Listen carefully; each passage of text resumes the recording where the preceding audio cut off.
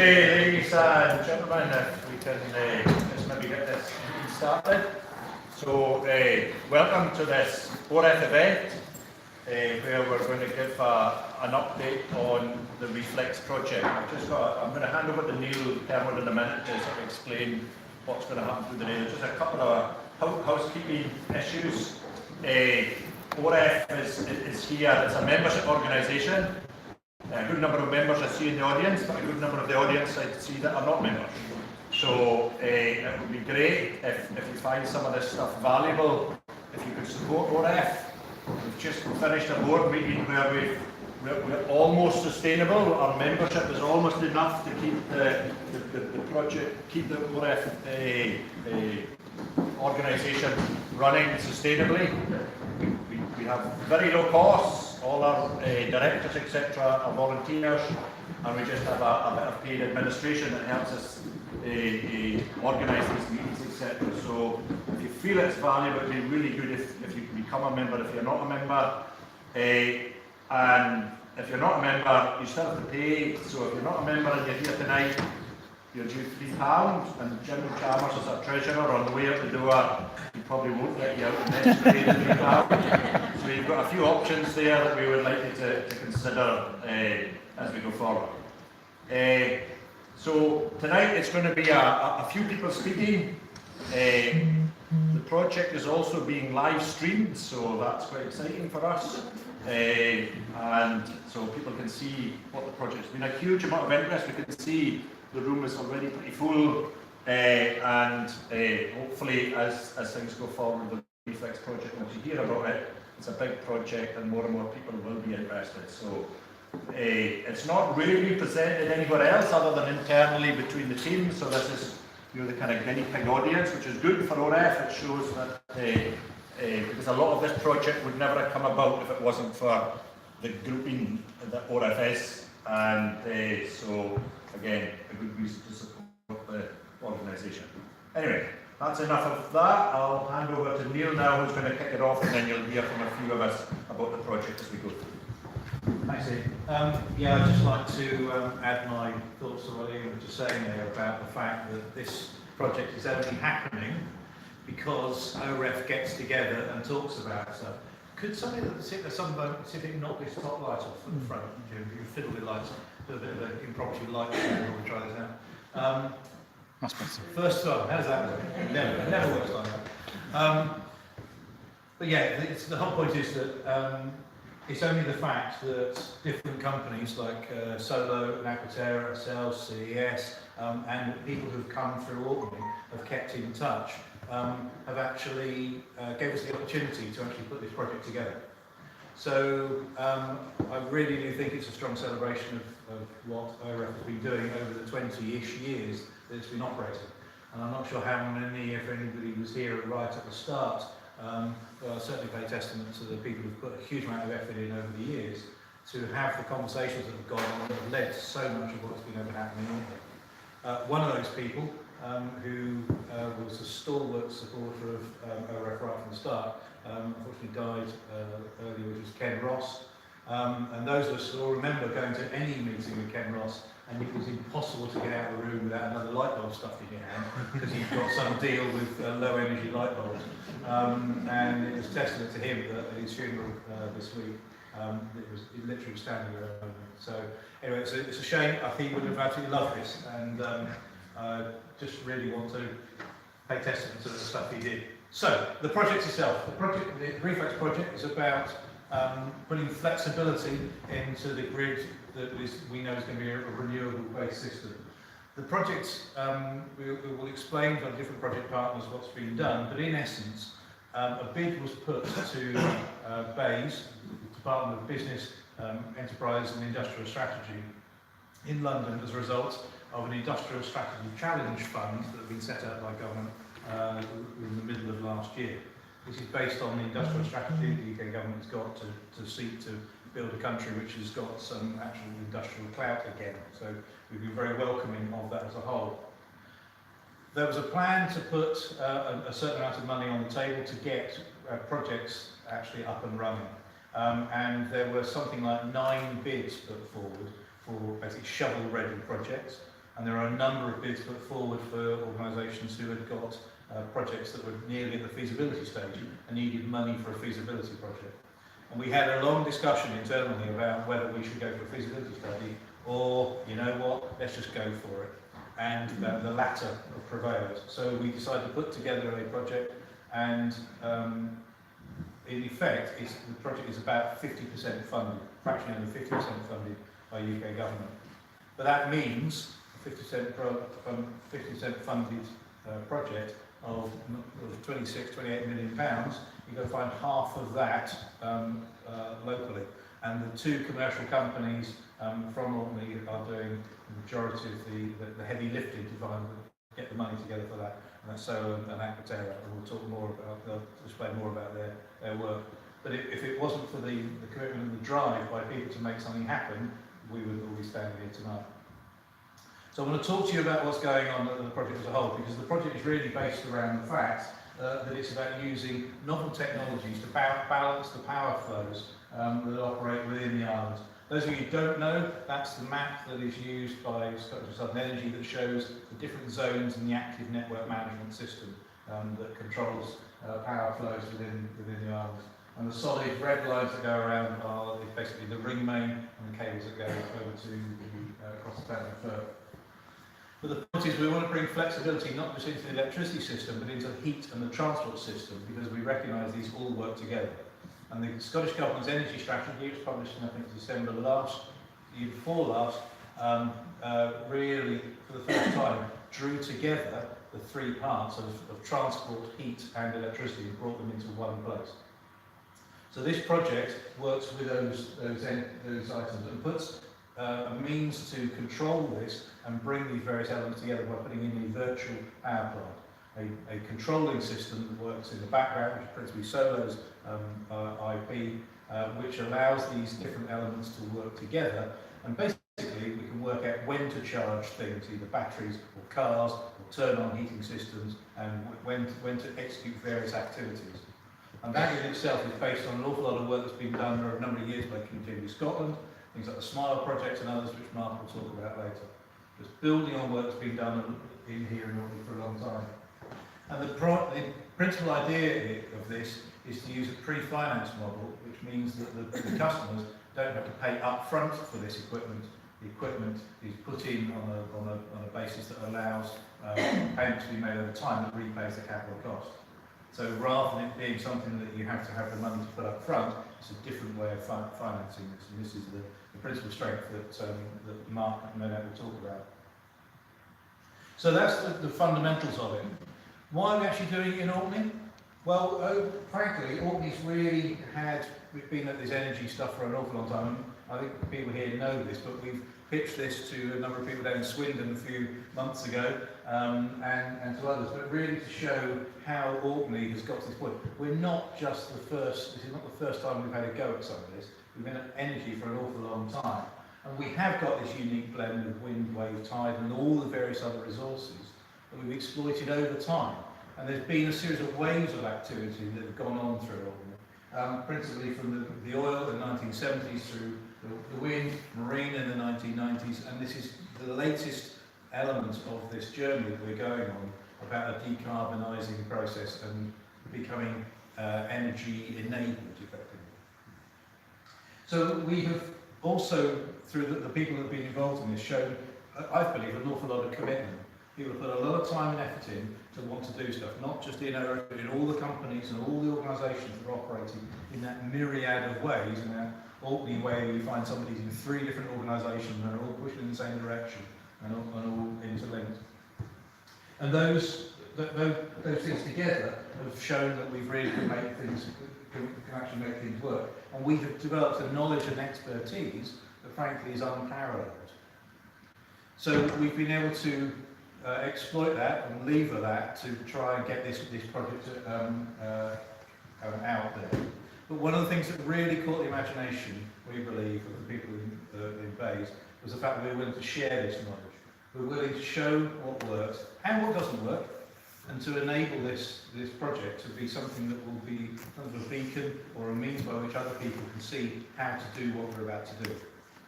Now, the project itself is limited in its scope. We're not going to change Orkney overnight. It will take a week or two. We're not going to do it just in one very small go. There will be lessons that we learned on this, and it was very clear from the people we spoke to during the kick-off meetings that they're interested in understanding how this goes warts and all. There will be things we'll do which won't work, but there'll be a lot more stuff that we will do, and a lot more stuff we already know that is very, very effective. So,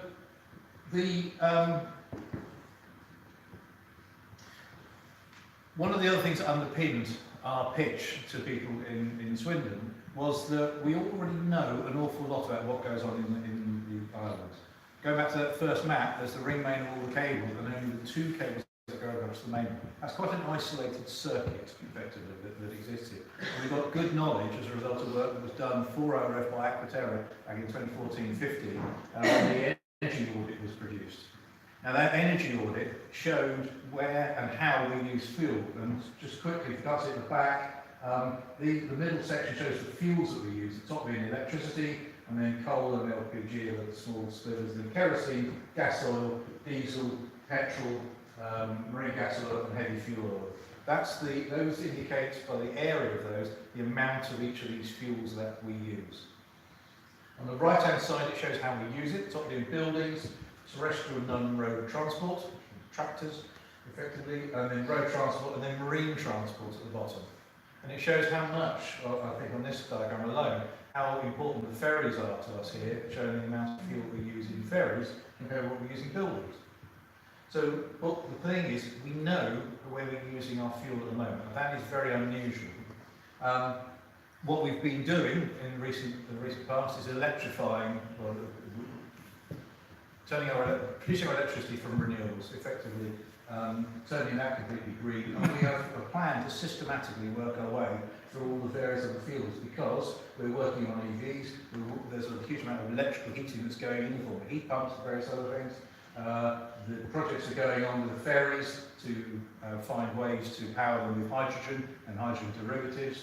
And then finally, in the middle section, something will come along one day about hydrogen or electric tractors. I don't know what it is at the moment, but if somebody knows somebody's got an electric tractor, do come and talk to us afterwards. But the point is, we know an awful lot about our energy system and how this all works. We also know an awful lot has happened over time with a number of the different energy technologies being deployed. In the case of, say, micro-renewables, we've got a position now, we've got over 740 domestic wind turbines installed. It's the most turbined up county in the UK, and about 1/9 of the UK's domestic turbines are here in the county. But overall, it is having an effect on some of the big wind turbines that are there, because demand is being satisfied by small turbines, and that is having an impact on what goes on with some of the big stuff. There is already interaction there, but we understand something of it. We also have a unique database that we run that logs faults and reports on the performance of these various turbines, which, once again, is very helpful as a measure to show how this all works. And we also know that in the last, over time, how the amount of renewables that we've been producing has increased. In July 2008 was our first export month, and Martin will put me right if I've got anything wrong. 2013 was our first export year, and April 2015 was the last month in which we was a net importer of electricity. And over time, there's been the growth of renewables has been considerable, and last year we produced around about 110% of our electricity demand from renewables. It was about 120% the previous year. We didn't quite so much wind last year in certain respects, and there've also been some cable faults and various other things going on, but it was around about 110% last year. So that's an unusual position, and it was something that we felt was of certainly of interest, because this is the position that the UK needs to get to. It's going to have a sustainable energy system. So we're already there. How can we build on it? We all are also very fortunate that Scottish and Southern Energy have put in the active network management system, and that has meant there's a lot of data monitoring going on. So this is a screenshot from a little while ago from the active network management system that is published by SSE, and it shows the amount of Orkney demand on the left-hand side and the amount of generation going on in the middle. So once again, we know what is going on a minute-by-minute basis in our community in a way that, say, Swindon doesn't. And that is really helpful if you're going to be doing experimentation and trying different ideas out and finding ways to decarbonise. You can understand what's happening. And on a detailed basis, we know what the power flows are. The red line is generation in a month, that was October 2017, and the blue line is electricity demand. So we know the variability of wind over time during the course of the month. And a graph that Martin produced years ago, which I find really telling, is a time series which goes from 2006? 2008 through to 2017. Each vertical line is a month, and each of the cells in it is a day. And red means we're importing electricity, green means we're exporting electricity, and we're on the cusp. But basically it shows over time how there's been a general tendency for us to increase the amount of export that's going on and satisfying our own needs. And that sort of time series, once again, is unusual that we've got visibility of that. We've also been, with the community turbines particularly, we understand the way the generating has been happening, with Mark's been logging particularly closely to the community in Scotland. And look at the Shackleton turbine over 3 successive years, we can see the generation went on in 2012. And then as a result of constraint and congestion on the network, we've seen changes. In 2012, we see 2013, the blue line at the top is what they generated, and the darker colour below is where it was curtailed. And in 2014, it was down to about 45% curtailment. And that's around about £250,000 loss to the local community as a result of the grid being congested. If we could consume more electricity, the congestion would be there, the generation would happen, and that revenue would be returned to the community. So these sorts of things are really visceral and very relevant to us here in the county. There's a couple of examples. But not only do we know how these turbines performed grossly, we know it in some detail, and the logging that has been going on through Community Scotland and others shows what goes on in terms of the power flows as a result of curtailment signals which are sent by SSE, which basically means the turbine has to turn down whilst the wind speed is still up, the turbine is turned off. So we know these figures, we know how these work, and there's a great deal of analysis which I won't go into, but Mark, feel free, and Mark will gladly go into at some stage. I can bore you with, but yeah. Well, I can say bore you with, that was your choice. But it's also allowed some interesting, I can't speak to that, I don't know.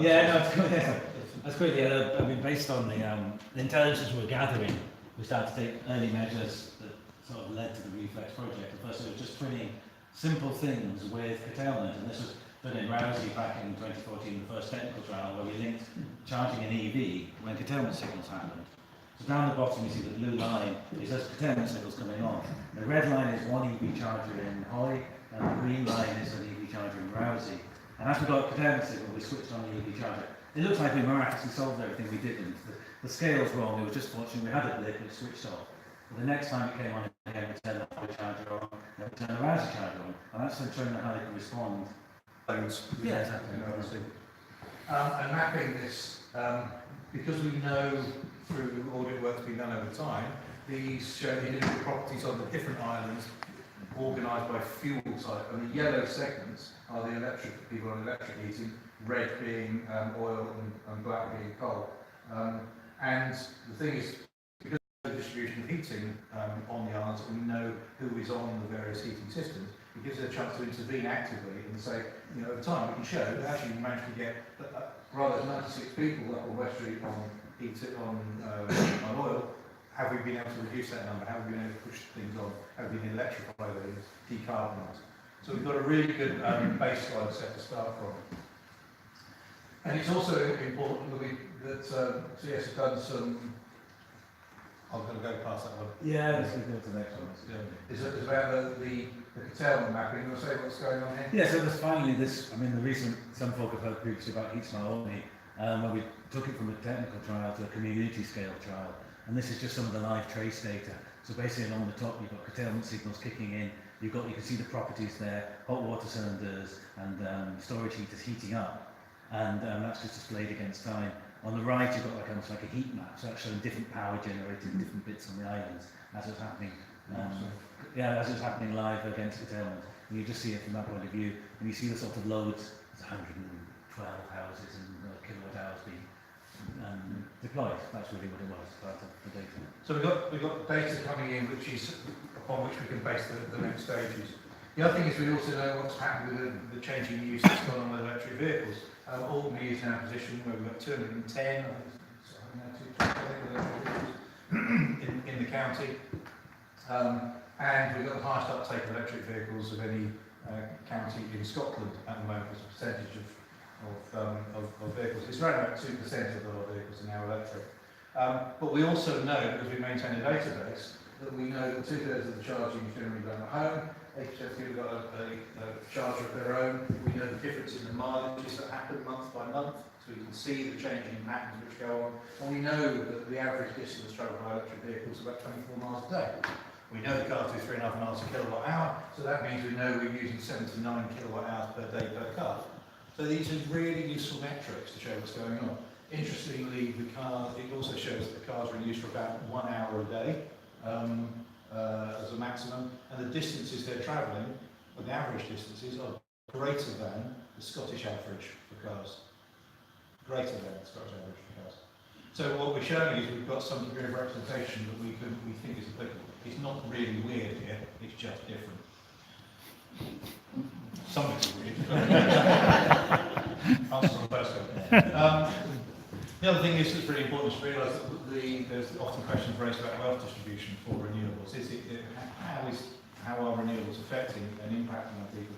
And really, we can look at this and see that we reckon there's around 300 people employed in the renewable sector. There are about 500 or so houses with domestic wind turbines, and there's higher than that now. 400 houses with heat pumps, 8 large-scale community turbines linked to around about 1,000 households in those communities, and about 40 local investors in 2 locally owned schemes and 210 electric cars. And altogether, that means we've got 700-ish enterprises, or around about 2,000 people, which is 20% of the households who've got some direct engagement in some way with renewables. That's pretty remarkable overall. So what we want to do is build on this and take it to the next stage, because we know that there are all these different energy systems, we know there are different ways in which energy gets used, and around it needs to be wrapped something which is about the system control and integration. And that's the piece that will be the heart of the whole overall ReFLEX project. You also need to remember we have actually set some targets out. I know there's a lot of noise at the moment about the issues around climate and the Extinction Rebellion side of things. But we shouldn't forget, we have been at this for a little while and we've been making some progress. Because I'm pleased to say we do actually have a set of targets that the council put forward and was involved in driving forward, which is a sustainable energy targets. And they are there at the moment, and we need to work at those and help deliver those, because that's where they were launched 18 months ago now, something like that. That's what we and we know we've got to get to 2050, and we've got a carbon-free economy, or now 2045 carbon-free economy, which is as it was put in the Committee on Climate Change target, which then Nicola Sturgeon endorsed. We need to get to that carbon-free point. And we've got some targets at the moment in the strategy to get to 2030, and we think ReFLEX can help get us in that direction. So we're not going to get to the 2030 targets alone in this project, but it helps us in the right direction. We think really that the sustainable energy strategy really does help deliver for Orkney as a whole, as well as to help the islands decarbonise, but also it works for the industrial strategy. So this is why we think it really caught the imagination of people when we were putting this all together, and that's why we're really pleased to be working on this together. The scale of ReFLEX, we make this project work. Well, there's a number of partners, and you can hear from most of them here tonight on the side. The number of people who are likely to be involved, the number of people in a wider team. So there's quite a chunk of employment to be generated by this project in the islands. And you'll see some job adverts in the paper in the last week or so. There will be other adverts still going out, so if you are interested, please talk to us afterwards. And I'm pleased to say we were also able to bring on a number of people who are involved in this project in other ways, or be willing to give support in various forms. And these are just some of the people we're talking to, and some people are sort of more involved than others. But the point is, there's a whole range of big people in the background who we intend to work with. I'm going to hand over now to Ian, who's going to talk about we're now going to talk about the individual work packages as a whole. Ian's doing the project management on the whole thing, and these guys are doing the real work. Yeah. I should really have learned my lesson and never really go after Neil Kermode, because he says most of what you're going to say before you get to the table.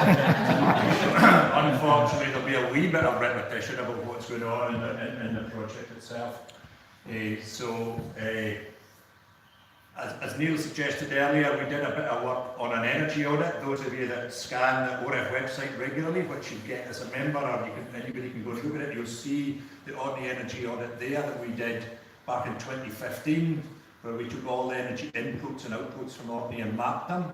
And that piece of work has been really useful, as Neil was kind of going through the history, saying that this energy audit is it helped us get into this project, but it's also helped us to get into another number of other projects, and people are really interested in what data we collected from there, so that's been really valuable. So the first part of the ReFLEX project is to refresh that audit. It's 2 years old, things move on pretty quickly. You can see already some of the changes that Neil has shown there. It's a changing situation all the time, and although the energy audit was a sort of snapshot in time in 2015, we're now in 2019, it'll be a different snapshot, but what we want to do in the ReFLEX project is as much as possible to try and make that a live database. So the energy audit wouldn't be continual snapshots in time, but it would be something that would be continuously updated. Now, some bits of data won't be able to do that. You know, some stuff will only be annual or monthly reporting, but we'll try as much as possible to make the new energy audit, if you like, or the refreshed energy audit, a kind of live document.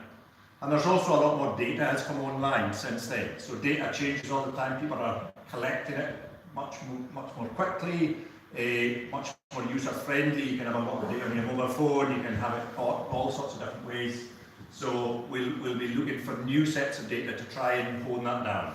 Because when we did an energy audit back in 2015, there was a lot of phoning up people, finding out what they were doing. There wasn't the same data capture that we had before.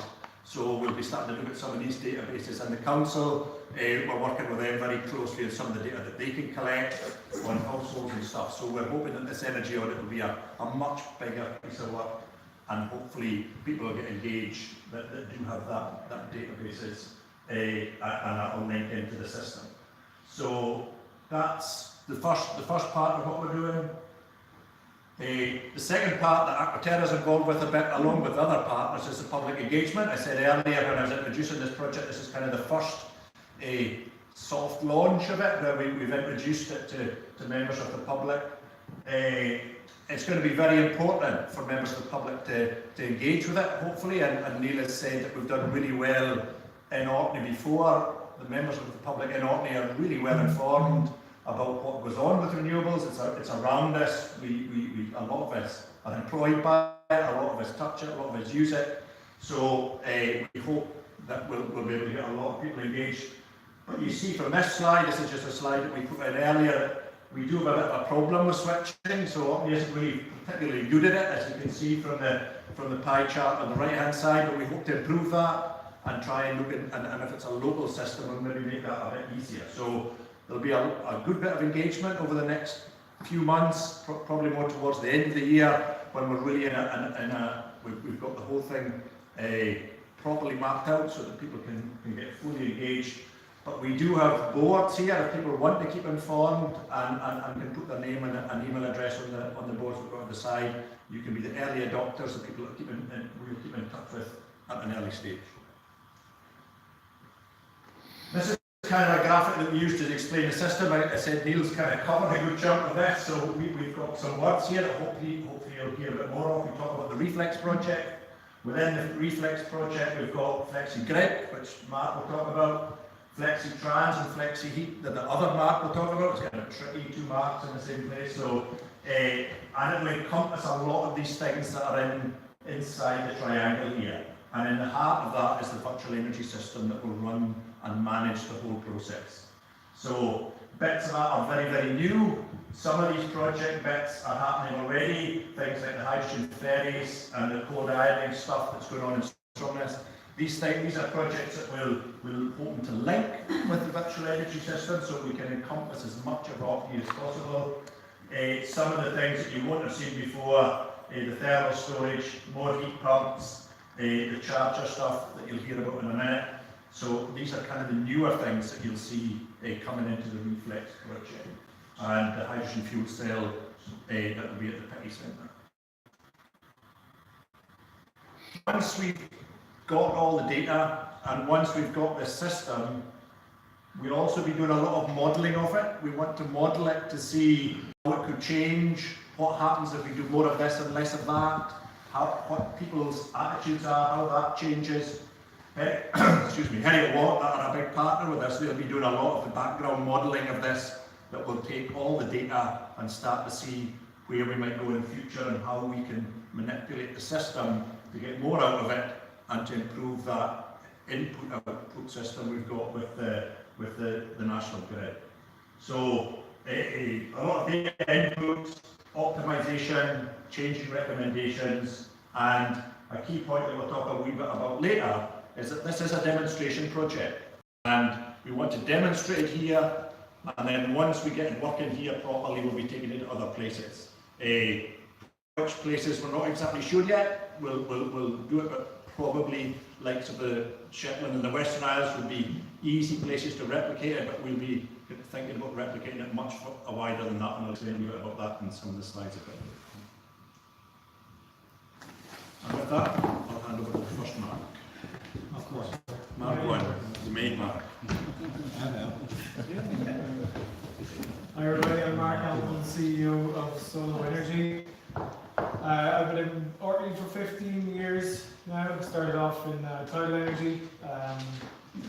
Was doing that for 10 years before moving on to start Solo Energy. So a long background in renewables in Orkney, and really I guess the inspiration for Solo was living and working here and starting to see what happens when you integrate very high levels of renewable energy onto a grid. It presents a lot of opportunity. Obviously, decarbonisation facilitated by renewables is what we're all trying to achieve, but there are plenty of challenges in there as well. We really started to see the need for energy storage and flexibility to fully decarbonise an energy system. You can build all the wind and solar farms that you want, but you can never switch off dependence on fossil fuel generation unless you introduce energy storage and flexibility into the system to handle the peaks and troughs of renewable generation.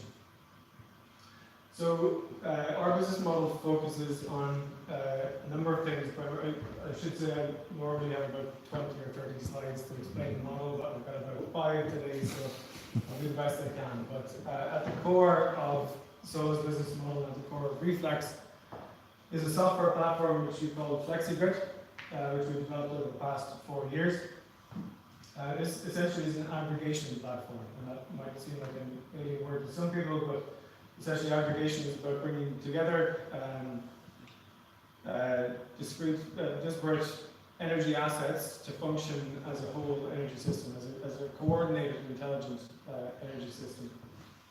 So there's 2 parts to the platform. One is the site-facing part, which is where we monitor and control generation and energy storage flexibility assets across the grid. So we monitor the state of charge of electric vehicles, the state of charge of domestic batteries, large-scale battery systems, electric vehicles. And we also control them to charge and discharge the energy that they're storing at different times of the day. The market-facing part of FlexiGrid is where we reference markets such as the wholesale electricity market, grid balancing service markets, as well as forecasting levels of renewable generation across the grid. So what we're doing is taking this data into the platform. There's a thing called a decision engine, which sits in the middle of all this and decides what all of these assets should be doing in real time. The very basics of it has been said a few times today. What we want to do when we're generating high levels of renewable energy is store that energy as locally as possible in batteries, electric vehicles, and other flexible assets such as flexible heating, and then release that stored energy back into the host property or out to the grid when levels of local renewable generation decrease. So you'll hear a lot about Orkney's high levels of renewable generation, but it's a bit of a cheat to say that we're producing 110% renewables. That's net generation against demand over the course of the year. But there are obviously times when we're not generating renewables locally and we're reliant on importing energy from the subsea cables to the national grid. So we are still very much dependent on fossil fuel generation to bring balance to the system and to secure the system. So really what we're all about and what the ReFLEX project is all about is starting to turn off dependence on fossil fuel generation so that we can rely more exclusively on renewable generation.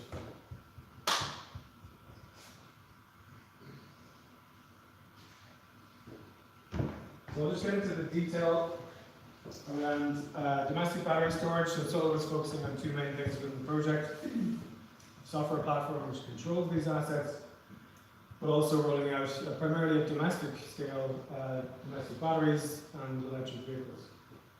A home battery, and just for interest, show of hands in the audience for anybody that has a domestic battery, a home battery system. Good. Electric vehicles, hands up if you have an electric vehicle. That's good to see. Of those that had their hands up there, how many would have had an electric vehicle 5 years ago? Not very many. So it shows the trend of adopting new technology. Domestic batteries, we think, are where electric vehicles were maybe 10 years ago. At the core of a domestic battery and electric vehicle is a lithium-ion battery. One of the main things driving this opportunity is the falling cost of battery storage, driven primarily by uptake of electric vehicles. So while you may not have a home battery in your home at the moment, today, 5 or 10 years, we think every home could have a battery system. And to make that work, all of these distributed energy storage assets need to be controlled intelligently to store renewable generation and to switch off dependence on fossil fuels. Just maybe the resolution isn't great here, but just to quickly talk through, is there a laser thing to jiggle this? I'll just point to it. So we do a lot of work with Tesla. Tesla Powerwall battery system is our preferred battery system that we work with. So our business model is based on deploying battery systems at no upfront costs to the home. We don't think it's right to ask consumers to pay for an energy system that it's not clear when they're going to return their investment. So our model involves installing a battery system at no upfront cost and then recovering the cost of that asset over time. But just to kind of focus in on what a domestic battery does, if you can make out the color bands here, if you've got, so if you've got a domestic battery and you've got solar panels, a lot of what your battery is doing is storing excess solar generation. So if you're not using the solar that you're generating, it will be stored in the battery and then be released later on in the day back into your property. If that's all that a battery system is doing, its value is completely wasted because a lot of the times where solar generation isn't solar isn't generating, maybe during the winter time. So what we do is take the excess flexibility in the battery system and use it to store generation from the grid. So we also charge the battery system from the grid, generally at times when local renewable generation is peaking. This graph here is the same day, the same property, and it shows what the property is doing in terms of grid interaction. So you can see for the majority of the day, this is a 24-hour period. I'll just look over here.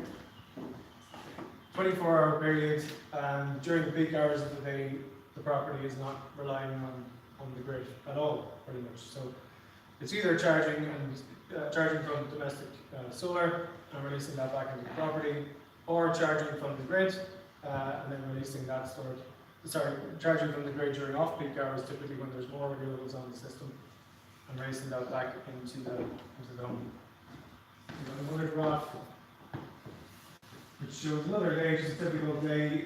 In this case, there's very little solar generation in the property, so if that's all the battery is doing, it would be considered there pretty idle. So we also we shift supply to the property to generally off-peak hours when more renewable generation prices in the wholesale market are lower. And again, you can see that the property during peak hours uses very little grid electricity.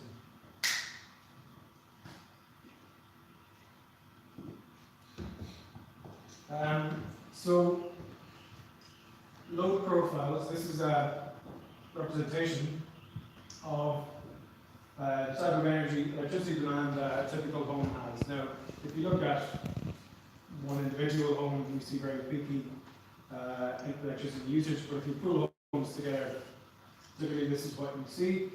It's a very low electricity consumption during off-peak periods.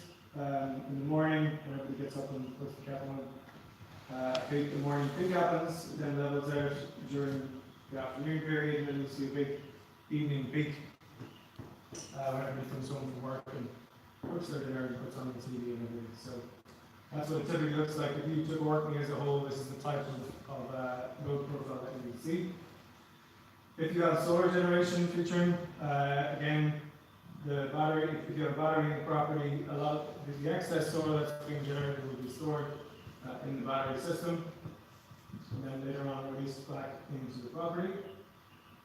Part of what we do is control the interaction of the battery with the grid, so at times we'll look to export some of that stored energy out into the grid to generate revenue to recover the costs of the battery system that we have installed for free. Again, during the winter period, if most people think about domestic batteries being there to store your solar generation, this just kind of gets the message across that that's all it's doing. During the winter period, it's not going to be doing a whole lot. It's going to be storing a very small amount of solar, releasing that back into the property. So what our platform does is shift supply to periods where local renewable generation is peaking. Typically that can be during the off-peak or nighttime period, so that we can clean up the rest of the consumption within the home and release that stored energy back into the property. And again, part of what we do is control when that, not just when that battery imports from the grid, but also when it exports back out into the grid to generate revenue. So what we're trying to achieve with ReFLEX, I think it's very well understood that within Orkney, while we have very high levels of renewable generation, we also have some of the highest electricity bills in the country, pretty much the highest, some of the highest levels of fuel poverty anywhere in the UK. So I think there's a significant issue around local consumers not really seeing the full benefit of local renewable generation. So what we're looking to do within ReFLEX is change that by partnering with energy suppliers to help them to shift their customer bases over to a more flexible model where they can control when the power is delivered to their customers. We can help energy suppliers to reduce their cost to supply the customer. This is a complex graph showing how the makeup of the standard energy supply tariff looks. A big part of an energy supplier's cost to supply the customer is wholesale electricity cost.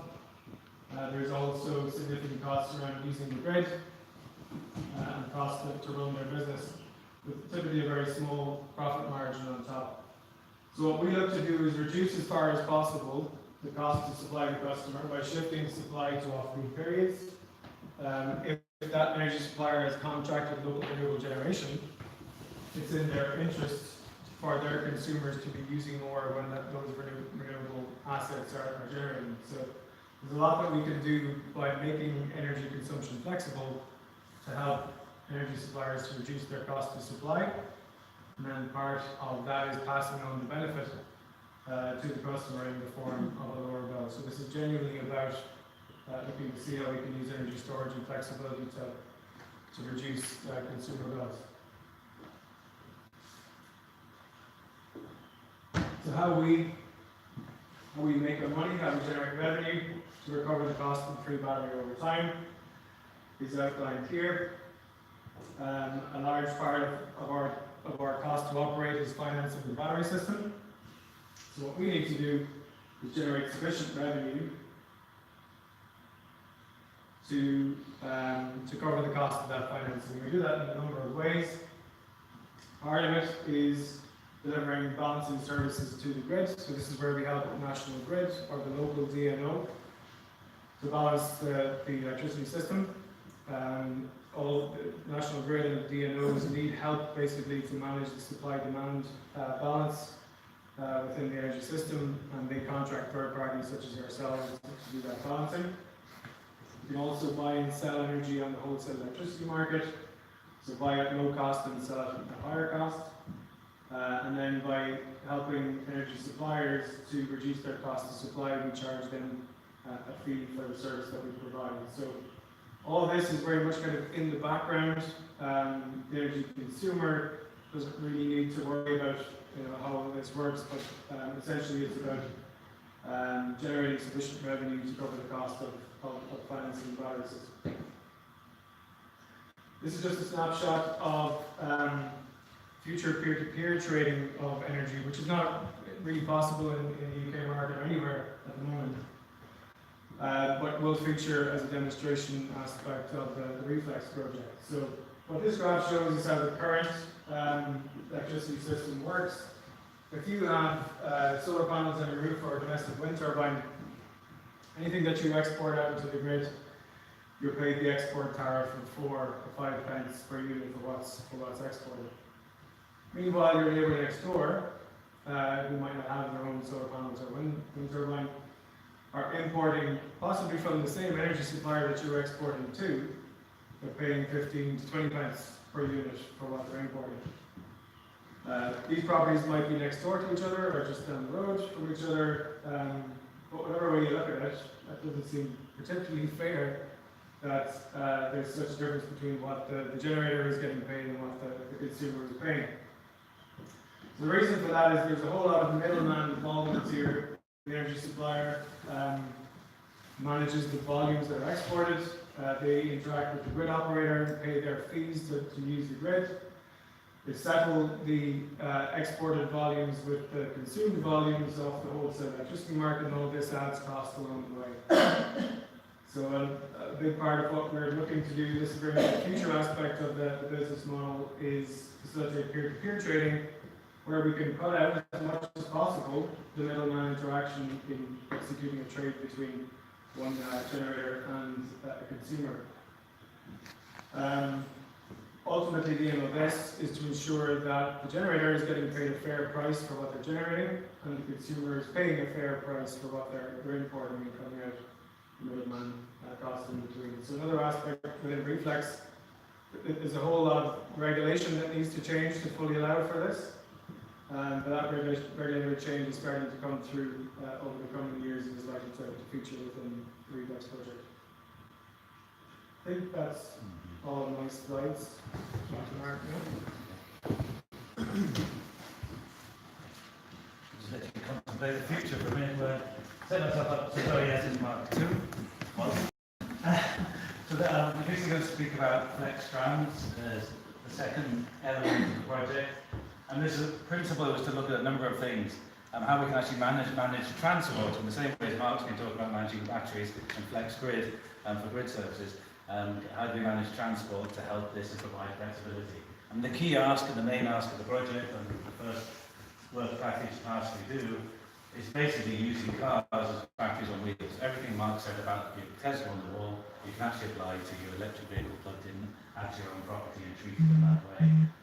But we're also looking, we want to take it as a demonstrator. We don't want to just do that. We want to be able to show how we can use that, and we can match local generation with flexible transport to best utilise the areas that we created and things like that. And that's the second task we're trying to do with this work package.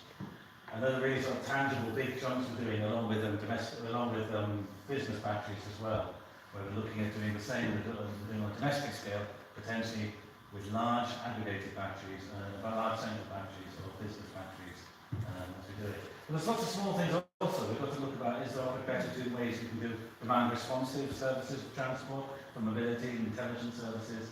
And whether we could even look at managing the vehicle ferry interactions. A key part of Orkney is we have quite punctuated mobility because we all drive our cars and often then get in a boat and all sit together and get on the other side. And what opportunity and challenges that brings and how we can make the flexibility of that work better. And also handling domestic vehicles away from the house, I say like potentially commercial vehicles. And if we're really ambitious, which I think we need to be in Orkney if we're talking about transport, is then also looking at shipping. We've taken some small steps already with council and with others, managing shore services where we supply power to the ferries when they're tied up at night, and we can do that. But should we aim higher? Should we aim for the cruise ship and markets and things like that, the capacity we have available there in Orkney? Well, that's not backwards. I know the way that works now. So yeah, so basically what Mark was saying, everything he was doing on the domestic side with a battery on the wall, you can also do tying the vehicle into that electric network. And it gives the opportunity both for grid charging, but also discharging in the same way as a battery on the wall do. And that'd be a key part of delivering the core business model of the ReFLEX model. But also at the same time, we've had a lot of interventions and activities across communities working. So communities working, looking at doing different things. And more recently, we've seen pressure become on the transmission grids getting full, and the value of what we do is getting smaller and smaller. And we're looking to see how we can still do and get local value and local work out of the projects we're doing. But whilst these things have also been becoming a limiting factor, we've been growing our assets. We've been growing our own locally owned, privately and community-owned turbines, our electric vehicles, and the assets that we have domestically, and looking to see what we can do there. And the idea is now is also about how can we best manage these to reduce our requirement to use the main grid, and even potentially skip the main grid altogether. Sorry. So particularly task 4.2, I said the fast 4.1 is looking at domestic vehicles. But we're also taking an island, potentially where you have a large settlement at one end, you have two piers there, you have a grid, a source of local generation in areas of weak grid. And we're trying to see if we can do a way that we can match that. We can take the power from that local generation, use it both physically and get the value out of it locally, and something on a transport scheme that's also sensitive to the nature of the grid that we're faced with. And the moment we're proposing to do that by putting fast chargers in the place of residence and on the piers, but also potentially a battery-backed fast charger, which is like a bigger version of what we've been talking about in the domestic situation, but also lets you provide rapid charge to a transport service. In this instance, potentially an Optare bus and a 7-seater flexible response vehicle. They can do those quick charges while still be sensitive to the grid and let it work within the grid. And we're building a model to demonstrate that's a one we have to run. So that's 4.2. 4.3 then is more desk-based, but it's taking the opportunity of what other people are already working at. So we're looking at seeing how we can integrate and get the best out of what the local authority and the DSL, the local housing association own assets are, and can we make more use of that? So we do a review of the assets that we have in public ownership. And we're just seeing how we could use these to improve and to make better mobility right across Orkney. So there'll be a desk-based study, but we're study looking at what assets we've got and how we can best integrate and use flexibility, what we're learning on the domestic side and on the larger projects, to make better solutions across the county. This is recently, Robert's in the audience, I saw OHAL have been successful at getting a demonstrator with co-wheels, where they're actually looking to have pool cars that are working in an area of social housing and providing mobility there out in the country. We already have the electric buses and the electric bus running on the airport run. So seeing how we can improve those assets and how we can grow these assets we've got as a community. And FlexTrans 4.4 is a grid scale battery back charging. I just touched on that. Ian knows more about it than I do. But it's taking this idea of putting big battery back chargers somewhere. So it's not just a big battery, it's a big battery that lets you plug in electric vehicles to do it. We're talking about doing it under 4.2, but we're looking at other locations. So thinking, most households are too small, but is there places of work? Is there a large car park we can have in the town? Is there things like this we can look at, key visitor attractions, key ferry and transport routes and clusters where we're working for. And these are these opportunities where we can put one or two of these large battery-backed chargers in place. The model there is the Tesla Power Pack. That's the idea. It is like Powerwall, but just much bigger. It's 10 big batteries all strapped together effectively. And we can see where to put them. And the thing that's come out of this, which is kind of interesting, but it's now with more and more EVs, is there an argument to have mobile rescue packs? So you can do a quick charge. It's the black spot pack. Like if your charger breaks down, you suddenly start the whole of West Maitland's out because the stromless one's not working. This is something we can do mobile deployment, or flexible deployment loads. These are some of the things we're looking at under this one. And finally, the last airspace of stuff really is about marine transport. We're aware we've done quite a lot with the hydrogen projects and working on that, but it's really building on that and looking at the opportunity for more decarbonisation of marine transport. So look at the assets we've got, the vessels we've got, do a refresh of that and see what the opportunity is and what infrastructure would let us get more and more of that powered and supplied by renewable energy. And then based on that, then with the assets we've got, is there an opportunity for more marine transport flexibility within ReFLEX? Some folk will know we've got the fuel cell and batteries down at the harbour. That itself is a flexible asset. Can we look at what assets we've got on the council, say, in maritime, and see is there an opportunity for providing big loads of flexibility? And finally, one that's come out, and it's come out of a lot of the work with hydrogen, so it was tied in here as well as an enabler, is the chance to look at, and Neil's going to get, I'm going to get it right, the renewable transport fuel obligation. It's been something established on land, but we're missing out on it because it's not been applied across to the marine sector. And it's an opportunity to work out this, do part of providing evidence base, providing a process and lobbying to make sure that is part of it. And that will also enable the maritime sector much more strongly than we have at the moment and incentivise us going green basically. So that was work package 4. I'm also superstar, I'm no longer Mark, I think I'm Graham at this point. So Graham from Deuce Backhoe is they're leading on the flex heat side, but he's based down in Glasgow, so I was going to do a quick run through his slides. The key objectives of flex heat is the same as transport and the grid one, but we're really dealing with heat. We want to see how we can use heat in a flexible way.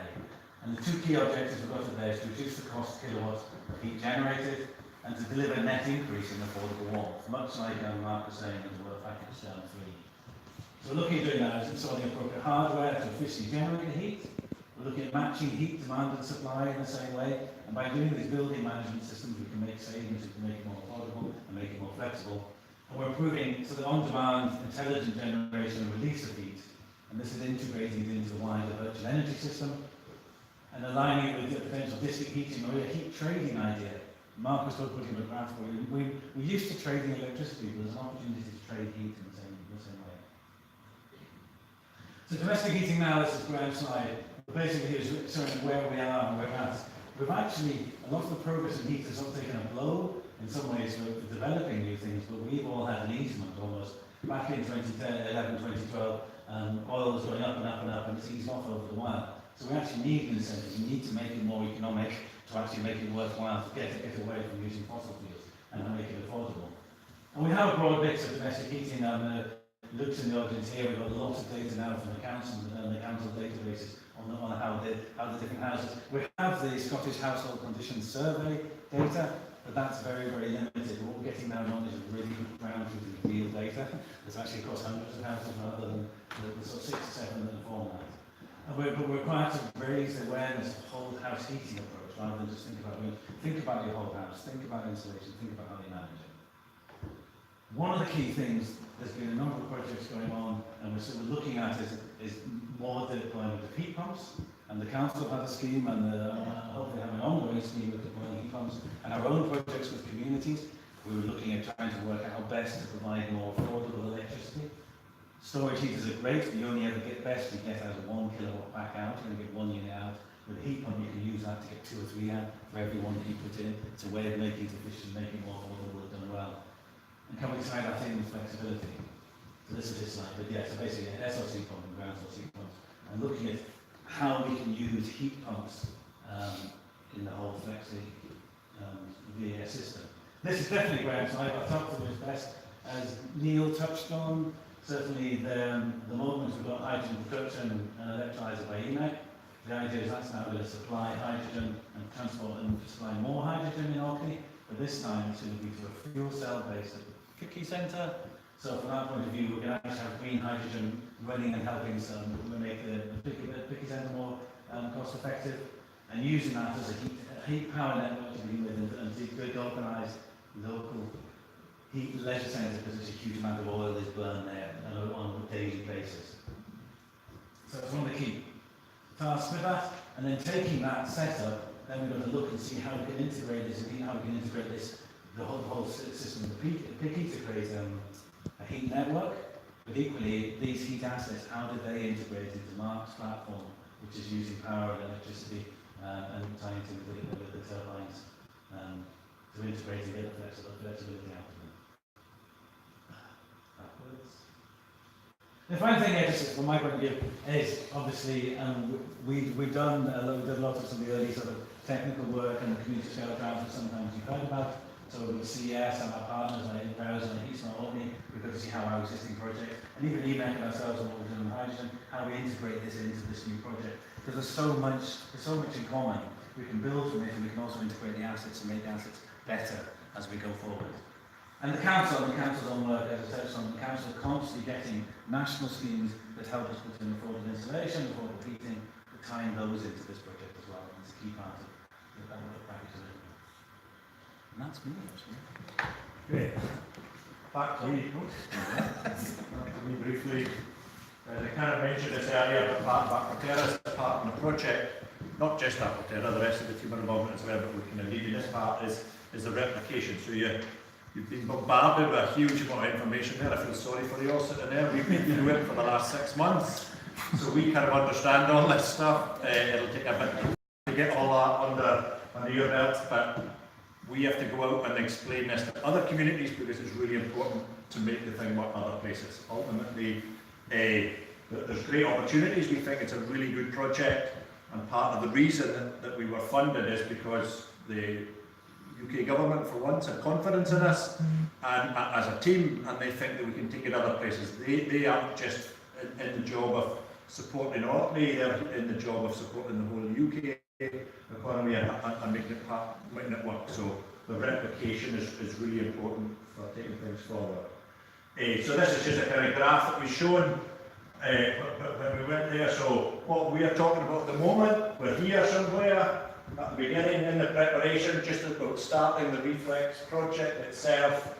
But the whole ReFLEX project is going to be much bigger. Once the bit we're funded for is the next 3 years to get the thing up and running and do the demonstration.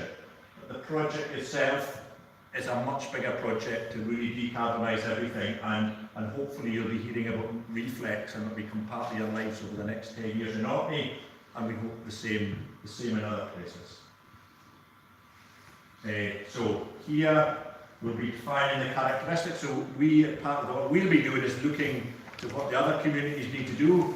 As we've all said, we're a bit ahead of the game. We've got an Orkney energy audit, we know the data, we've got a lot of collection, we're going to get better at it, but we've got that. Other communities don't have that. A lot of other communities don't really have the same handle on data, but some of them maybe will, and some of them do and might have different data sets. So we need to decide where we think the next best places to go are, characterise these communities and see how ReFLEX and all the systems that we're developing under this core project can be taken other places. I don't know, Neil, so just to really finish up, so I'm sure there'll probably be some questions about this. EMEC has got 2 roles in this project as a whole, one project management, secondly the communication side of it. And Lisa at the back, who's her team, are leading, and she's on with the phone taking photographs. Perfect. And the communication is critically important because we do want to make sure that not only do we fly the flag locally, but we also get this message out to people elsewhere to show that Orkney is a place where stuff happens. Because this, hopefully, should seed other projects we can bring along. We've got BBC News, got various other pieces. You can see the splashes of all the banners that are there. But the communication process is ongoing as we go through the whole project. And indeed, we've got several engagement events that are on the go. We've also got a series of conferences that we have been speaking at and will continue to speak at, and keep banging the drum and waving the Orcadian flag about stuff. Well, we really want to talk to people locally, because this whole project wouldn't have happened were it not for the local support that have been, we've worked on and worked with over the years. So we're really keen that Orkney is the first place they've got to hear about what is going on, because we will be taking this message out wider, and a lot of us will be down in Glasgow next week at a conference talking a lot about it. But there is a lot of stuff that's planned to make this all work. But the question is, what's next? So what we are really keen to do is to help people understand what's going on, and first of all, like I say thank you originally for coming on this evening, because it's shown some interest. We would like to keep in touch with you about this, because what we've got to do in the first few months is design this process to a point where we've got something that's a sort of a product that we can actually launch and go, right, do you want to sign up for this thing, because we're going to help with the transport and the heating and all the other bits and pieces. So the first stage is we would like people, if you haven't already had a chance to do so, put your names and email addresses on the sheets over the side, because we will then keep you in touch with things as it goes on. There is work going on in order to get that buy-in from everybody. We really want to make sure that the design work we're doing now matches the needs of what people want. There's no point building a product that nobody wants. And we are, as I said earlier, we are recruiting people to the project to actually work to make it all happen. But we do need to find participants, and we do need to make sure we can keep people engaged, because we really do feel we need to get ready to make the change that we are to be able to foster. Finally, those of you know me very well know I like a good quote, and I really wanted to stress the fact that, that Orkney has been key in making this happen. Orkney has been key in making it happen. The fact we have a community here. And Margaret Mead, a philosopher from the 50s, really summed it up for me. There's never doubt that a small group of thoughtful, committed citizens can change the world. Indeed, it's the only thing that ever has. Now the point is, I think we've got the opportunity to do something really special here. So I hope that's been useful. It's given you some insight of what's going on. I know it's a real puzzle of how we're going to make this all work. I'm very happy to take questions in the last half an hour or so before we get into the street. But really, thank you very much for your attention, and thanks very much to the speakers.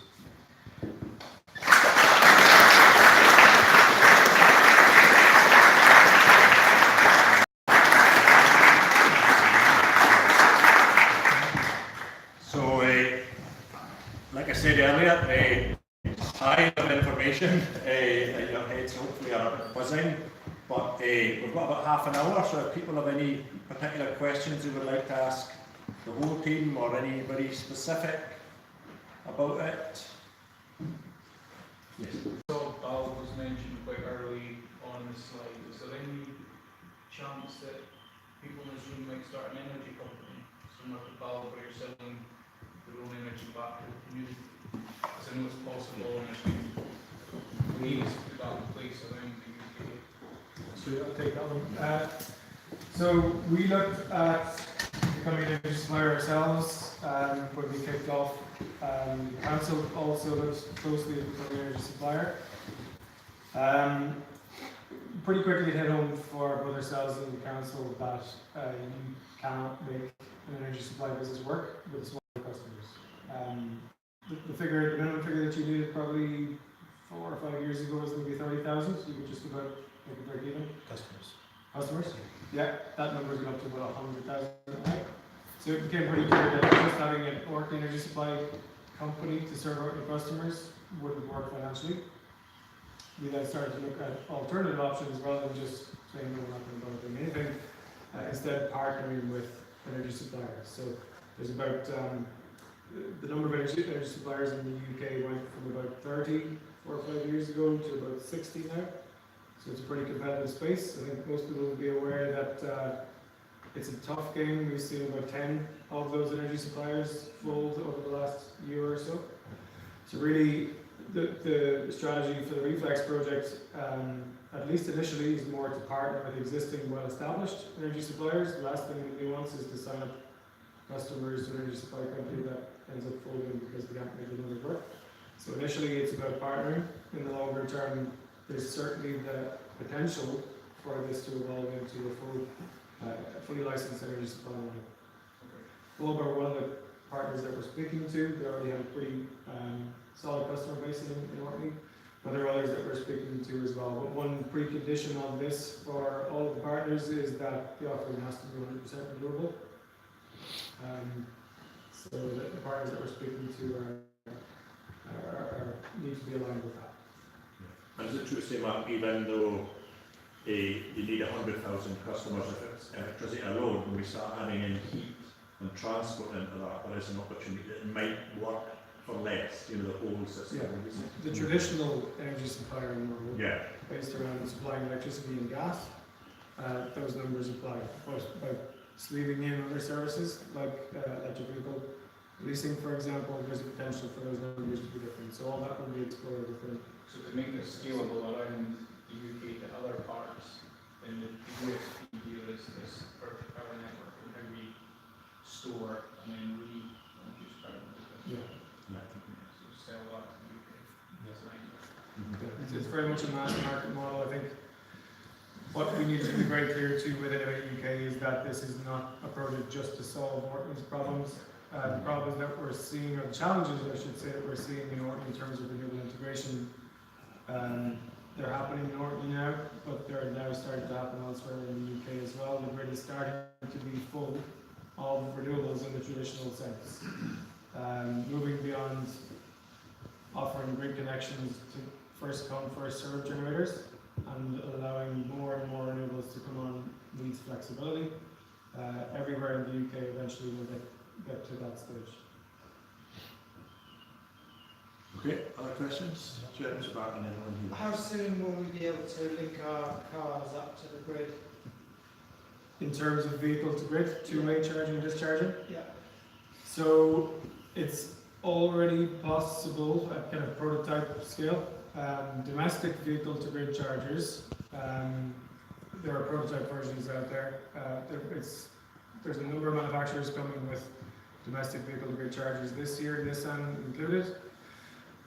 Initially, it is just shadow charging vehicles, so Nissan Leaf and others that are enabled for two-way charging, discharging. That's because it's DC going in and coming back out of the car. For AC charge vehicles to be two-way, the onboard charger needs to be enabled for two-way. At the moment, the majority of AC charge vehicles are one-way only. So, But with the Nissan Leaf, it's technically ready now, is it? from 2013, every Nissan Leaf has been enabled for V2G.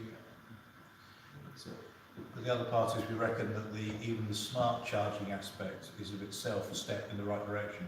So at the moment, most people come home, plug in, and their car starts to charge. They can delay that charging, but at the moment, most cars are not receiving a signal when's the optimum time to charge. And so there seems to be a scope to force that timing. It's still only a one-way energy flow, but it's an energy flow at the best time. The other thing that's also going to happen, we're going to see, is as vehicles grow in battery capacity, we're not going to drive further just because we've got a bigger battery. You're just going to be more confident in the range you are doing. So we're likely to see the consumption of the energy in the car battery reduce overall. So you're not going to use the whole battery all the way down and all the way up again, unless you're in somewhere where you charge every 2 or 3 days.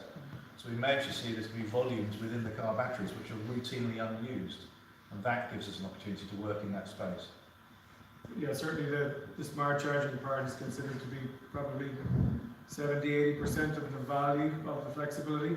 The other kind of 20% that can be enabled by vehicle to grid. The big question is it worth the extra cost of the vehicle to grid charger? I can give you some indicative ideas of the costs of smart charger versus vehicle to grid, maybe after the meeting. But at the moment, there's still a question as to whether it's worth the extra investment costs for vehicle to grid. And for some people, early adopters, innovators, in terms of homeowners, consumers, they care less about the return on investment and more about just adopting the technology. So some will want to do it just for the sake of it. I know Jonathan is chomping at the bit. You know, he's powering his home as well. There's a bunch of anoraks in the room, I can see that working. Yeah. There's a mention about insulating people's houses and things, and that's currently been sort of picked up to Orkney Council and a few other folk, which kind of... If you speak to the back of the room. Oh, sorry. So there's a mention of insulating people's houses, and that obviously suggests that you're trying to help people reduce how much energy they're consuming, full stop, or wouldn't really be valid. Is there going to be a wider piece through this project to educate people in using electricity sort of smarter? So in other words, sort of reducing overall how much they're consuming? Yeah, I think we would be hoping to do that. I mean, the council's a big partner in the project as well, so we would be looking at home insulation. Yeah, I think we're trying to look at the whole picture. There are other schemes, and that's why the council's really interested to be part of that we're involved in that. So I don't know if Luke wants to say something about that from the council side. I was going to say that there is one of the targets we've set ourselves is to reduce Orkney's overall energy consumption. So that's a piece of the efficiency bit. But as part of that, we expect the scale of electricity to increase because we'll be electrifying things and decarbonising. So there'll be a shift that's going to go on. So it's not just we're going to squeeze all these numbers down. Some of these numbers we want to see grow. The efficiency piece is critically important. It drives me mad. I spend my life trying to make tidal energy. The last thing I want to do is throw it away because some idiot hasn't shut the door. You know, so there's definitely scope to get more energy efficiency, and there are a lot of schemes already going on. It's not within the core of what this project's about. This is actually about the controllability of what we have efficiently. So I'm sure as we rub up against people and we're finding there are things that they want to do with the energy space, they become more energy literate and more energy aware, then that's the messaging that we'll inevitably put out. Yeah, and there's an enabling aspect to this, because some of this technology, we need efficient houses. We found that already. You actually have to have a house to a certain standard to actually be able to put some of the technology in, and that's we're going to work with existing channels to achieve that. Luke, do you want to? And that's certainly what we're working on. We're investing in times of year in trying to insulate, but also adding heating systems. And one of the things we are looking at is technology. As part of this, but also part of our own programme, if we can get a heating system that is in itself smart, households don't have to touch it. It does it itself, it does it on the background. If it has a problem, it flags that problem up to where the manufacturer is. So the manufacturer knows it's an issue before the household knows it's an issue. So that allows us to go into bungalow houses and give them insulation, but also give them quite high technology heating systems, which might be a bit scary to them, but because it's been controlled from elsewhere, because it's been monitored elsewhere, because it can do an awful lot of it itself, it gives them that ability to have confidence in the system is doing what it's supposed to be doing. And that's why we're trying to tie our heat service, our energy efficiency programmes in with ReFLEX. So we've come with an Orkney offering. We very much need that to say, here's that insulation, do not hold on. Do you wish to mention the heating survey that's about to go on? Yes, we're putting a survey out to every household in Orkney. We did it back in 2015. It very much is trying to find out about energy usage, what people are spending on their fuel, how they're kind of working with their energy. We do it as a council because we need the data. It just allows us to target our projects better. But with ReFLEX coming along and also with another strategy we're working on as well, this gives us a really, really good opportunity to try and get some data. As Neil said, we want to create a product that people want. So this is very much trying to tie in with ReFLEX and with our other programs, see about how are we going to target them. So it'll come out over the next month or two. It'll be available online as well in paper format. Please fill it in. It's not a fuel poverty survey. This is very much an energy and how do domestic households use their energy. And we want to get as many people to fill it as possible. We got 1,200, 1,300 responses last time around. We can top that again. The more data we have, the more information we have, the better we can do this project. Absolutely. Great. Any other questions? Can I just ask about sort of CO2? Obviously it's climate objective, and this climate emergency people have been talking about. I'm just a bit concerned about things like potential power law, because this week there's been a discussion with about how much a car uses in its lifetime, and I think the reckoning that an electric powered car is less than a conventional car, but not very much less if it's charged by a conventional grid. In Orkney it's probably quite a long way down. And then if you put in something like half a car in your house, it's just not going anywhere. It seems extremely bad use of 200 kilograms of valuable natural resources. Okay, so there's about 3 bits in there. Yeah. Pick it apart. So on a simple kilowatt, the movement of a vehicle. If you burn petrol, the energy that's involved in that petrol to move that car, you'll need a third of the energy if you move the car by electricity to if you actually move it with fossil fuels. So the simple calorific value of fuel, how many megajoules are in that litre of fuel, how far will that car take you, versus if you took that electricity and did it. So from a simple point of view of every car you electrify, you basically save 2/3 of the energy because it's just a more efficient process. That's one part.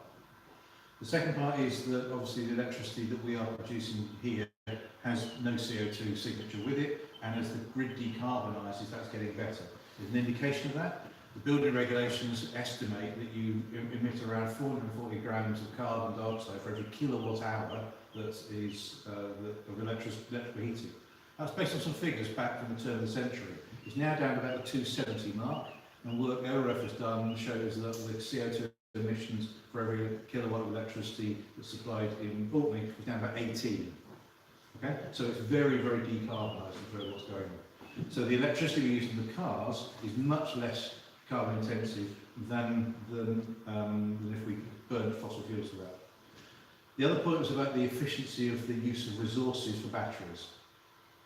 The big difference with using resources in batteries is at the end of the day you've still got the same resource you started with. What you've got is you've had microcrystals grow within the lithium, which means the battery degrades over time, but reprocessing the lithium gets it back to a battery that's workable. So it's not that you consume the resources in the same way that you've consumed oil and gas. You still have the same resource, you have to invest more energy into turning it back into a new battery, but it's still fundamentally there. So you've not actually depleted the planet of the resource, you've just contaminated it and can reprocess it back. Just interrupt there, because I'm going to go further, but from the article I read, it seemed to infer that, well, yes, maybe you might be able to reprocess a battery efficiently in 10 years' time, but at the moment it wasn't very good. They were going to chip them into pieces and try and separate them, but it wasn't going to be very, you weren't going to get a high quality product out at the end of it. That may well be the case at the moment, but it's certainly the case that's going to be resolved in due course, because frankly these batteries are lasting more than 10 years anyway. So personally I'm not that worried about it. We know the lithium is still there. What we've done is contaminated it and changed it in certain ways, but it's still fundamentally lithium. So it still exists. There's a third one I was going to say, I can't remember what the third one. But the other thing is the market to a large extent will drive the efficiency of where we choose to put these resources. So if this doesn't turn into an economic product, it's not going to happen. So we have to get to a point whereby we're recognising that as the cost of carbon continues to increase, as we recognise we can't keep burning this stuff in this closed environment, the prices we're going to have to go into other stuff. And we are going to be forced either down a more energy efficiency route in terms of using less energy, or we're going to have more disparate sources of energy stored in our various locations, and we will probably end up on a lower energy budget overall through efficiency. Will we be putting 20 kilowatt hour Tesla Powerwalls on our houses in 10 years' time? I've no idea. Maybe 5. It may be one between 4 houses. But we don't quite know. But to some extent, this is the journey we've got to go on and try and find this out. And that's really what this is about. That's why we're in the best place to have a go at this, because we've got a good data set and we can have a play within this fixed envelope and see what kind of works. And if it doesn't work, stop doing it. It's just interesting where restriction happens. So Yeah. in some places in the world, people are really keen on batteries because they can't export, they're not allowed to. And here, we can't export out of Orkney, so our bit of development is within Orkney at the moment. Yeah. So that's kind of different scales, isn't it? It is. And we've got to recognise we're operating at different scales, and different parts of our experience will be applicable to different people in different ways. And that's part of what we do. The energy audit that Ian was talking about is something which is supposed to be a live tool which continues to work, so we can quickly go and plug the numbers in for an island in the Philippines and come up with an answer, go, this looks like what we should be doing. So it is absolutely about realising one size does not fit all. Robin? Wonder if you were a housing provider that had installed a HEPA or high heat retention storage heaters in the last few years and not continuing to do so, would you still have to have a power wall to take part in ReFLEX? No, absolutely not. So there's a certain level of existing or embedded flexibility in the energy system.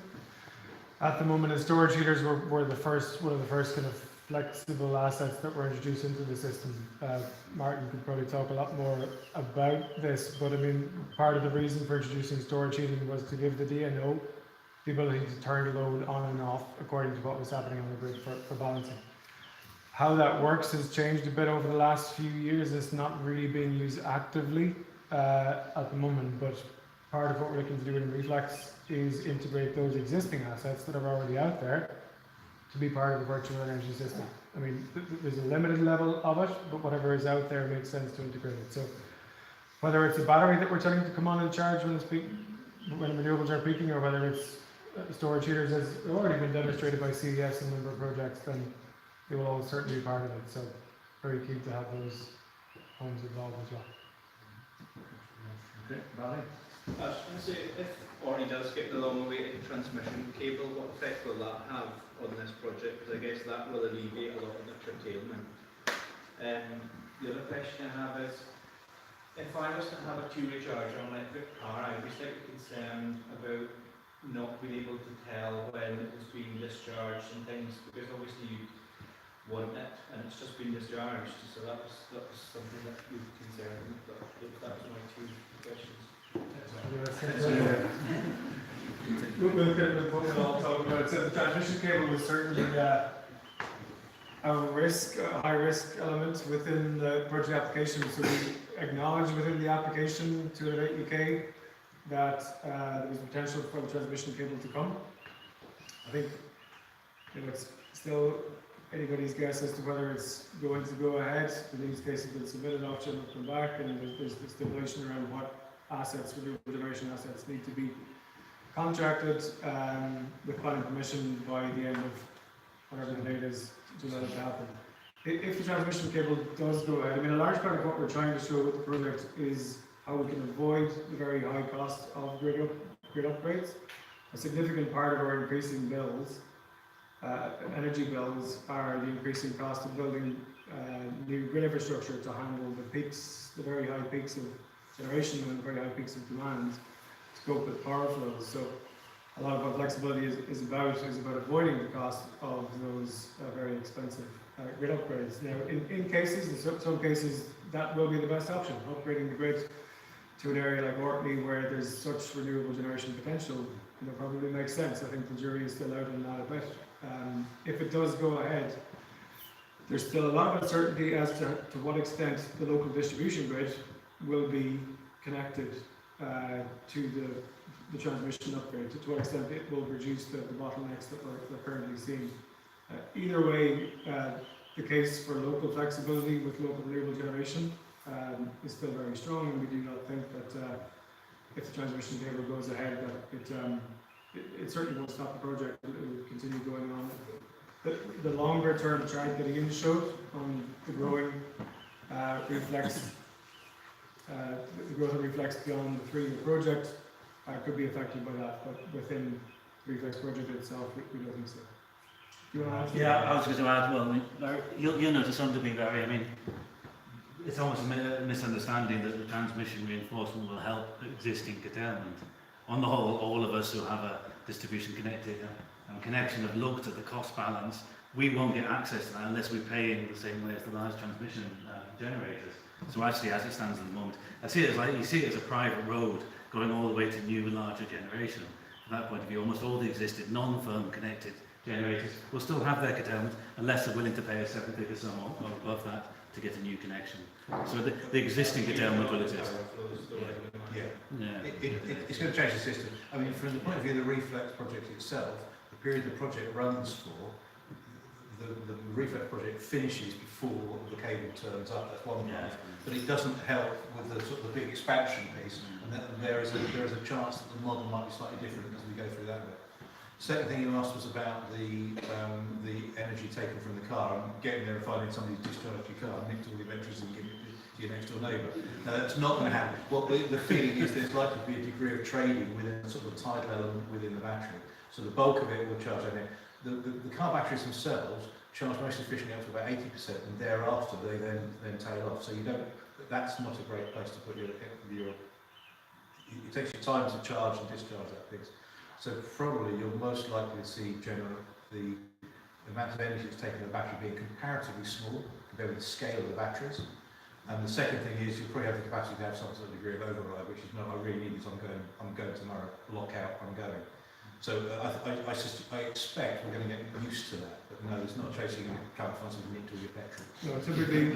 Martin's got a point. So I'd like to make a point which is a bit of an answer to your question. And the point is that by 2023, when this cable arrives, the whole of Scotland will look very much like Orkney did in 2012 in terms of how it's getting constrained. So the lessons that we learned in these 2 or 3 years that the ReFLEX project is in place will immediately be applicable to the whole of Scotland. And it might be that it only takes a couple more years before those lessons are needed for the whole of the UK, because the UK is building a lot of offshore wind farms down in England, and it might not be very long with all the solar and all that sort of thing. So it's very important that these lessons are learned as quickly as possible, and the best place to learn a lesson is where there's actually a problem, and that's here. This is where the problem is now. But that problem will expand, and certainly by 2023 it'll be needed all over Scotland. Okay, so one more question and then we'll break. Yeah.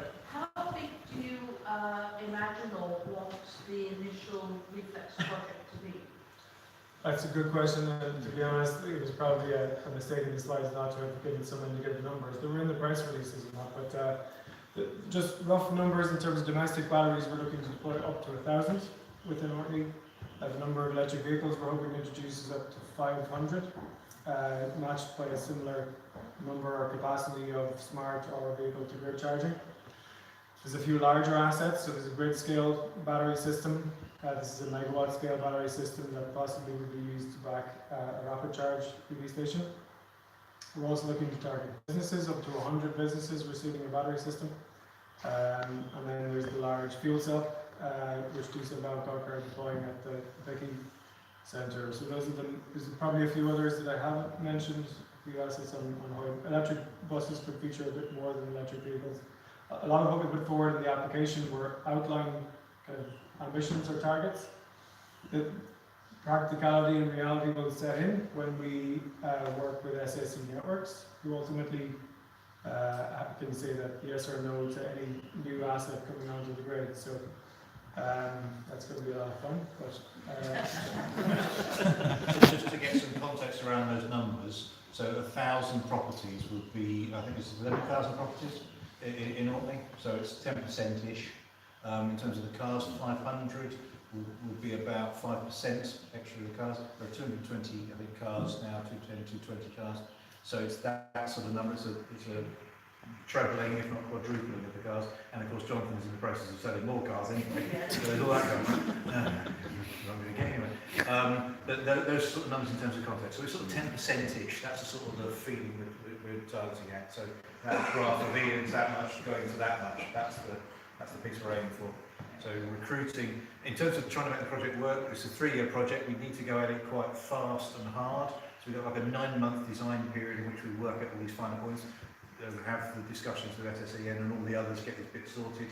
But really we want to be hitting the ground absolutely hard and running, during this year, and then rapidly get this first tranche in hard in the first year, so that we're learning stuff in the project rather than get to the end and go, oh, we put them in, oh, stop. So we need to move fast. So there will be quite an aggressive approach to try and really move this. Basically, next calendar year is fundamentally where most of this will happen. That's what we plan.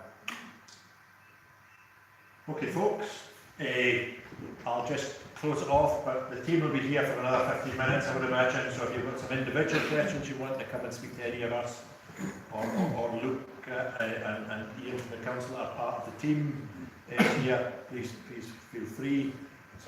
Just a couple of points, as we've said all through. If you can sign the forms that are on the table, that would be great, and we'll keep you informed.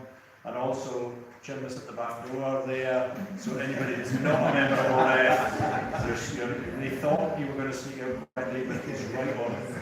do you get a discount when you said before? Probably. The other option is to become a member, of course, which is only 25 quid. So that's another option, and you can come to all of these for free. So that's great. Thank you very much, everybody, for turning up. A really good turnout, and thanks for the questions. And sorry for bombarding everybody. I'd just say we've had people from England, South Coast, Leicestershire saying, go Orkney, you're leading the way. So that's really good. Thanks, everybody. Thank you, everybody.